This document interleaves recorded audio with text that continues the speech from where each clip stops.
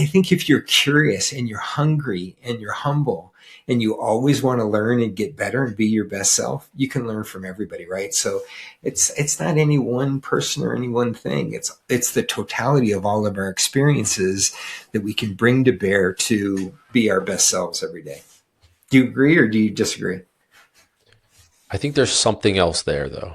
I think you're right, but I think there's also, like, you were raised by strong parents. Were you raised by both parents? Yeah. Yeah. You were raised by both of your parents. You had your grandparents there, maybe in a different generation that valued work ethic. There were a lot of values instilled in you. Take all of those away, and who are you? Who's Brent Willis at that stage? But here's why I disagree.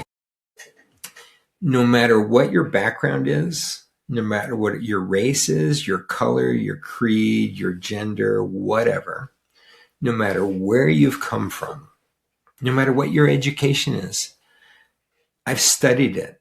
The only thing correlated to success is perseverance.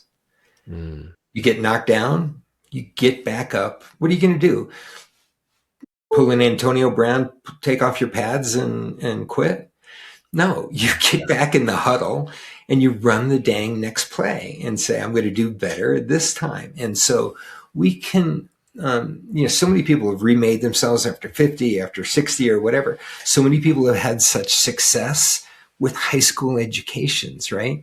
So I've studied it. And there was a big study. There's a book called Grit written by some Harvard professor on the keys to success, because West Point washes out 50% of all the people that go.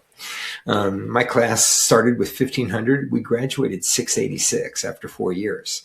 So the people that stay have this perseverance, have this grit, have this mindset to do whatever it takes to be successful and to overcome the obstacles. Roger Federer, who's a big name in tennis, I think he said he lost more points than he won. Same with Michael Jordan. Yeah, he missed more shots than he made, right? So, and you just got to stay in the fight. So no matter what you've come from, your values, two parents or whatever, any one of us can make ourselves, if we just get our mind right and we empower ourselves to be all that we can be. That's a great point. I actually do agree with that. So maybe I'm reneging on what I said. Oh, it sure helps, right? If you're like you, a silver spoon kid and gifted with everything and natural leadership abilities, natural athletic abilities, incredible looks, just like you have, Eric, that makes it a little bit easier. It's like I don't know. It's like, you're right. Willpower is everything. And you see this a lot with siblings. Unfortunately, my brother, he had the same exact upbringing as me, and is in a completely different world than I'm in.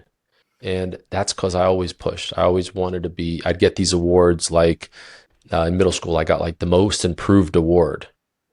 And in everything that I've done, I take it as a challenge, and I persevere through it. So, but you do have some of these other guys that had just a horrible life. They were beaten. They were raised by one parent, and they're more successful than they could ever imagine.